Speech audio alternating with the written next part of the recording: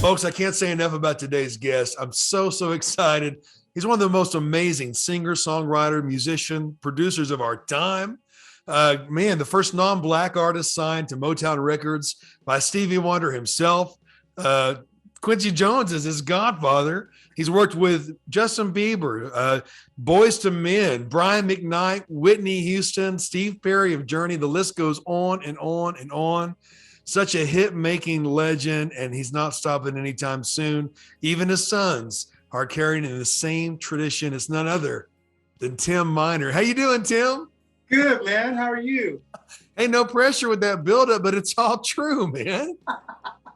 It's like you were talking before recording, and man, you've worked with everyone you've ever wanted to work with. And before we get into your amazing catalog, what are some more people that you've worked with? I mean, I look at these walls. Everyone's like, is this? I mean, it's like my first. I try to describe it like this. My first number one was Gladys Knight, Wow. and my last number one was Justin Bieber. And there's a whole. I mean, Al Green, Smokey Robinson, Rod Stewart, like you said. Whitney Houston, Stevie Wonder, Steve Perry. I'm just looking around, and BB and CeCe, Gary LaVox from Rascal Flatts, and Karen Fairchild, and all of. Since I moved to Nashville, there's a lot of country people I've had the awesome pleasure of working with, and Vince Gill and Amy, and oh my gosh, just a ton of country people that are here that are. I'm such a huge fan of their writing and what they do, and man, it's just it's been a blessing, man, to be in. I was in LA for 36 years, and then to come here, be here for the last 6 years, and reacquainted with a lot of my gospel roots, because after the Motown deal, I kind of never went back to the gospel thing as an artist or even as a producer. So, but yeah, that's what I can see from my view right now. Oh man. Well, I get to interview these heroes of mine, and I don't take it for granted, Tim. I have to pinch myself when I get a text from Bill Champlin of Chicago or others like that. And you're in that category too. I was 13 years old, a new piano player, and I actually sat beside you on a piano bench. I thought, man, this guy's amazing. You were a young man then. You still seem young now. In Oklahoma City, a lot of you viewers would recognize Tim and his amazing music way back in the day. I think you were 16 years old when you did your first album. I'm not sure. I remember hearing a demo of you when you were 16, but then you were with a group with Light or something, and then man, you got your own album with Nissa. Amazing songs. Love All the Hurt Away, Always. Your Christmas song Noel is still one of my favorites. And of course, did I forget to say, what an incredible song there. You're known internationally for so much. Also, Forgive Me. We might get you to play a little of that within this interview. But people have heard you who didn't even know they were hearing you. When Boyz II Men came out, I thought, that sounds like Tim Miner. When Brian McKnight came out, I thought, that sounds like Tim Miner. And so many other people kind of find out, yeah, Tim's signature was all over it because you were producing, co-writing, singing, and just doing amazing things, Tim. And I just want to thank you so much for joining me. Thanks for having me. Oh, man. Christmas is coming up, and this is going to be out before Christmas, of course. You've got a new album as well with Christmas material. Tell us about that. So it's called A Miner's Family Christmas, and it's me, my 17-year-old TJ Miner, and my 7-year-old Colton Chase Miner, and my cousin, who is the biggest selling Hawaiian artist. Her name is Kimmy A. Miner. Wow. So we're all on the album together, and it's just, I mean, it was such a joy making it, but I got to tell you, the most joy I have ever felt is watching my kids on stage sing it, and the reaction of the crowd, and I watch mannerisms of my 7-year-old, and it's like, how he holds a mic, and how he looks at a crowd, and just the notes he's singing and stuff. It's, man, DNA is crazy. It is crazy, crazy.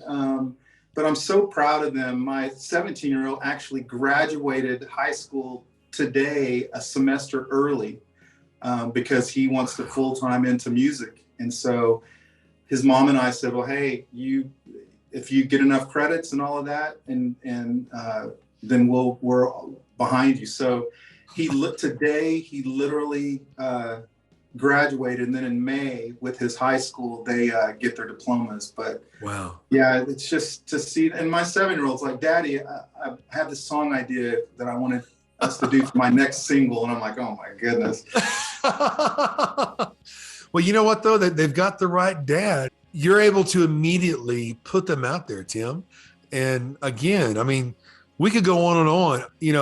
I know this won't be the last time I get to talk to you, because there's always something new.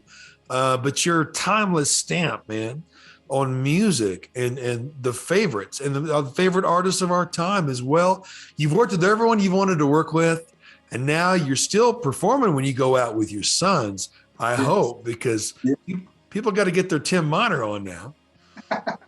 But you know what? You've always been able to mesmerize a crowd, Tim, from such a young age. Such an impact you made in my generation, and it's not stopping anytime soon. But to say that you've multiplied yourself is an understatement. Such incredible music, and your voice, it's never been better. Before we started taping, I'm like, man, he didn't lower all of his songs like John Bon Jovi does. He can still hit all that. Oh man! But you're holding a guitar there, Tim, and there's got to be something you want to share on that guitar and sing for us. What you got in your mind, man? Well, you want to hear something that's never been released? Oh my gosh, what an honor, please. I'll try not to mess up the words. Okay.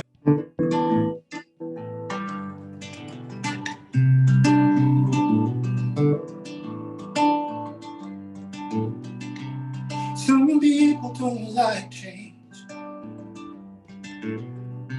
but I think it's gonna be okay. Some people wanna keep the same, but I believe God brings the change. Come on, say it out, winds blow. Oh, the past goes. Oh, winds blow.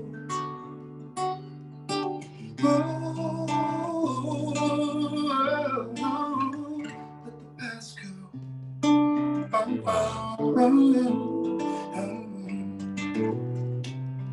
Never quite understood why some look back and start to cry. Seems they never move ahead. Never realize the past is dead. Say it out, winds blow.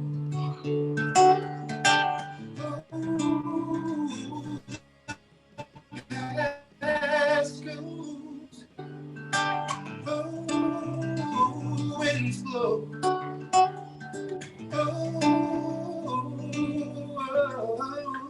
The past goes by. Feel the sun upon your face. Leave regret without a trace. Look ahead, your destiny. Yeah. See us laughing, you and me. Say it out, winds blow. Oh, the past goes.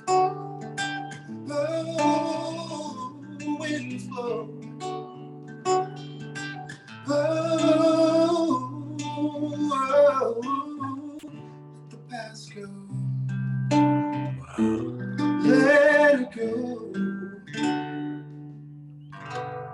Oh my gosh, that's a hit, bro. Thanks, man. That's incredible, Tim. Oh man. The winds blow, let the past go is what you're saying. Yes. Yeah. Oh And my sometimes, gosh. people have a hard time doing that because they talk about the good old days. Yeah. But I just want anybody out there listening to this, the good old days weren't that good. Okay. So, people will go, "Oh, Tim, I just missed the good old days." And I'm like, well, it might have been good old days for you, but I'm glad it's behind me. And my good old days are happening right now. Wow. So, Oh my yeah, gosh. let the past go. You've always hit to the heart of the matter with your songs for the longest time. And I can't wait to tell people about your company. Folks, you're seeing the website the entire time at the bottom of the screen. But Tim, your song, Forgive Me. What an incredible song. And another great song you're known for. One of the most beautiful instrumental background songs, of course, with your amazing voice. When you're Thank writing you. Forgive Me, what was going on with that song? Because that still just takes me back and encourages everyone who hears it. What Well, inspired Forgive Me? I mean, back then, when I was coming up, it was not popular as a Christian to say that sometimes sin represents all I do. Wow. And Christian radio, the conservative Christian radio would not play the song because as a Christian singer, I was admitting that I still make mistakes. And I remember, I won't name who they are, but certain TV evangelists would say, well, if he was truly born again, then he wouldn't sin. And I was like, man, are you out of your mind? So I just wrote, whatever God, how he downloads it to me is how I sing it. I don't sugarcoat it or change things. And eventually the people who matter, which are the church and the people of God, they blew up radio stations and said, why are you not playing Forgive Me by Tim Miner? And so Right. they really didn't have a choice. But I have to tell you, of all the songs that I've written, that song has opened more doors for me. Can I tell you a couple of the stories? Please, please, So, please. Let's start with Motown. So I'm invited by Gloria Hawkins to come do a BMI showcase at the Hollywood Palladium in LA. And I said, man, I don't have my band here. I have an accompaniment tape, my cassette accompaniment tape of Forgive Me. And so she goes, that's fine. Just do one song. It's fine. I just want people to hear you. And so when I get there, I realize I'm not really there to sing. I'm really there to sing while they change the band set behind the curtain behind me. Wow. So picture the Hollywood Palladium with 3,000 people. There's white tablecloths. They've got it set up almost like a cotton club. Wow. And I mean, dude, people are snorting coke on tables in front of me. They're drinking, they're laughing, they're, whatever. And I'm sitting in there and they put the thing on and all of a sudden you hear,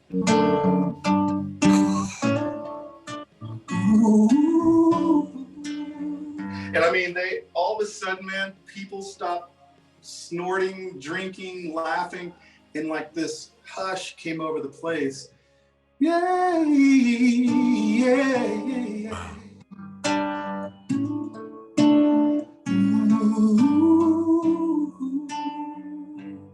And unbeknownst to me, when I come off the stage singing that song, there's a guy standing there and he's got a card and he said, Stevie Wonder is up in the VIP section and wants to know if you can meet him tomorrow morning at Motown. Wow. And I said, yeah, I think I could work that out. And I think you got some time. So that song is what literally got the attention of Stevie and then what led to me being signed to Motown. And then skip up a few years later, my manager, who really, if you were not a Black artist, he didn't know who you were and didn't care. Right. And he said, Tim, you got a phone call today from a guy named Steve Perry. And I said, from Journey, Steve Perry? He goes, I don't know, dude. I don't know. That's some guy. My gosh. So I think it's one of my buddies back home playing a prank on me. So my first probably 15 minutes on the phone with Steve Perry was grilling him about facts that I knew about him musically that my buddies wouldn't know. And after about the umpteenth question, Steve goes, Tim, it's me. Can we talk about what I wanted to talk to you about? I said, sure. And he said, my guitar player, you ever heard of, God, what's his first name? It just flew out of my, his last name is Brewster. Man, no, I don't. That's okay. He's a Christian artist, but he became the guitar player for Steve Perry's solo stuff. He said, my guitar player gave me your Motown record for Christmas. And he said, there's a song on there. It's the last song on the album, and it's called Forgive Me. And he said, I either want to re-record that or I want you and I to write something that has the feeling of that song. Oh, my gosh. So, I mean, I'm like, how did you even get my number? He said, I just looked on the back of the CD and it had your manager's information on it. I said, yeah, by the way, he has no idea who Journey is.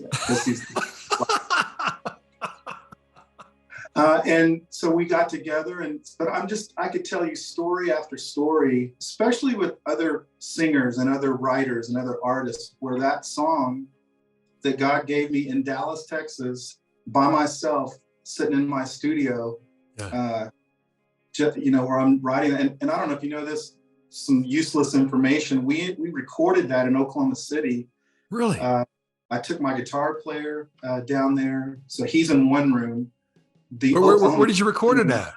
In the guy that owned the studio, I don't remember the name of the studio, but his name is Ken Sarkey, and he actually engineered my very first independent project before I ever got signed when I was 12. Wow! I would do all of my indie stuff. So you mentioned Light. I had a group called Minor and McAfee. Yeah. All of those albums were recorded by this guy, Ken Sarkey. So I was loyal to him through my whole career. And so the Oklahoma Symphony is in the big room. My guitar player's in an isolation booth. That explains it so beautiful, man.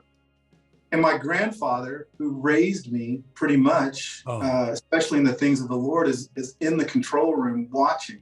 Oh, wow. And, wow. What a treasure, Tim. I look in the control room, my grandfather's hands are raised. And he's just, tears are coming down his face. And I'll never forget that memory.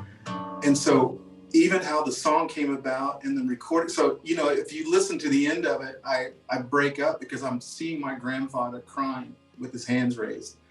And when I got back to Dallas in my studio, I'm literally getting ready to erase that and fix it. I'm like, I can't put this out on there with me crying at the end. And man, people that were around me said, don't do that. No. Don't do that. So when you hear that at the end of the song, that's because I'm looking at my grandfather. And sorry. It's wonderful. But that song, like even with, the most jaded people in the record business, even Motown, I mean, all those executives were like, that has to go on the album. Like, we want it. That's the reason we signed you. Wow. We don't care what you do with the other parts of the album, but that song has to go on that record. Wow. And then, but it's opened. It's the one.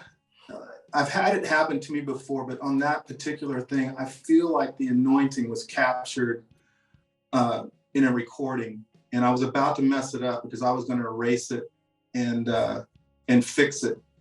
And I just am so grateful I didn't fix it because of the feedback that people have told me about that song. Oh, it's one of the best songs I've ever heard.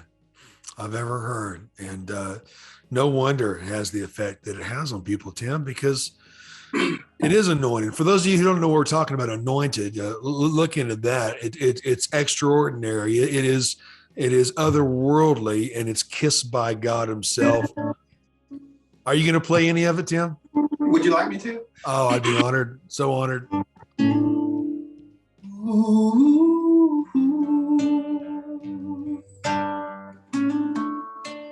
hey,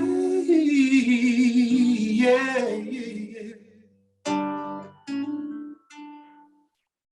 I've been raised in the birth surroundings. Go to church once a week, sometimes two. Lord, I wanna be what you want me to be.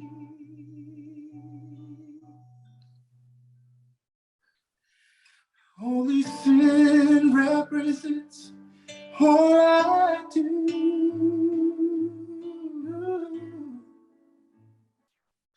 Forgive me once again. Cleanse me. Forgive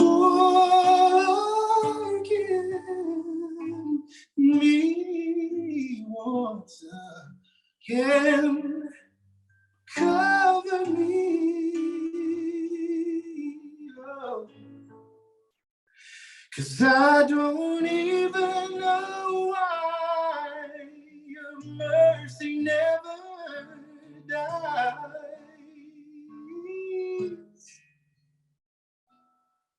But I'm glad.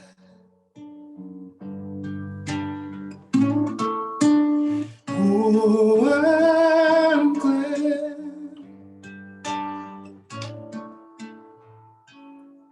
Your spirit always seems to grab me just before I go over the edge. And what I can't understand is why you're even here.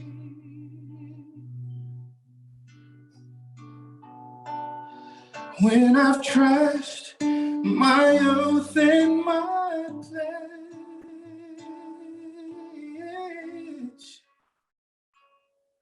forgive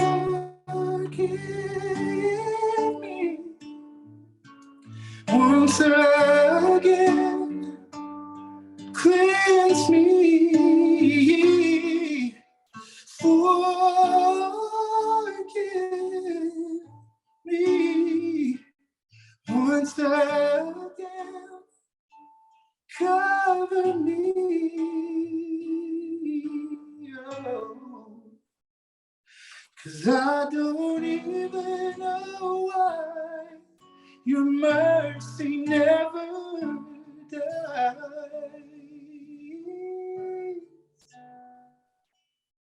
But I'm glad.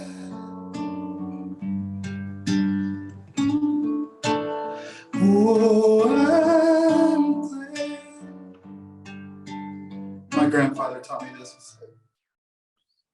I need the every hour, oh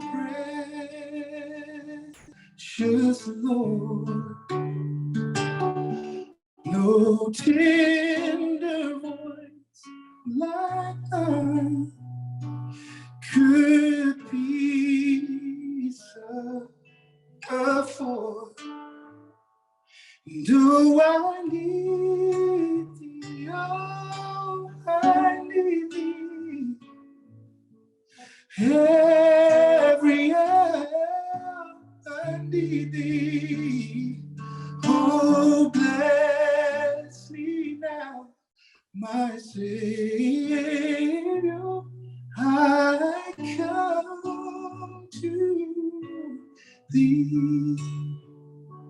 And I don't even know why your mercy never dies.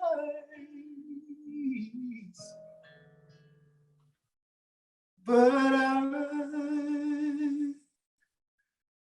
glad. Oh, I'm glad. Ooh.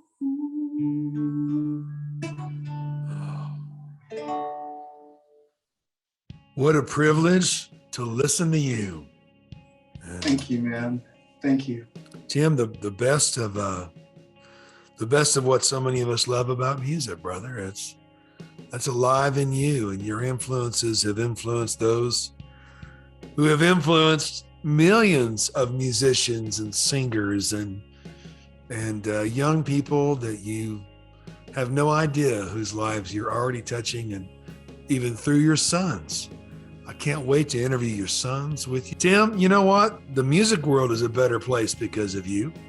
Oh, thank you so much. And your contribution, and the world is a better place because you're breathing. I just want you to know, man, that you are just incredible. Such an inspiration to so many, such an inspiration to me. And folks, if you're new to Tim Miner and you're recognizing some things you've been hearing, you can definitely go to this website. And it's such a cool name, mbkforlife.com. And as your hat says, MBK stands for my brother's keeper. Yeah. Because I am my brother's keeper. Wow. Well, Tim, I'll tell you what, I've enjoyed all these great names that I've interviewed, but I got to tell you, this is my favorite interview. Are you serious? It is. It really, really is. For a lot of reasons. And we just got started. There's a whole universe of things we haven't talked about yet, you know. But folks, go to mbkforlife.com. Go to YouTube. Look up Tim Miner. Tim, do you have a YouTube channel people can subscribe to? There is. It's on Spotify, Apple. It's on everything. The music's on everything. Good. And folks, there's buttons on a lot of these podcasts too that you can support his podcast. I'm hoping that Mr. Tim Miner will set up a camera and just speak and play and make TV shows so I can air them at no cost. I would be honored to do that, Tim. So again, just the first of what I hope is many interviews, Tim Miner. Yes. Thank you so much, man, just for breathing and being who you are. And brother, it's an honor to even listen to you and talk to you. Thank you so much. Thank you for having me. Always. God bless you. We'll see you next time, folks.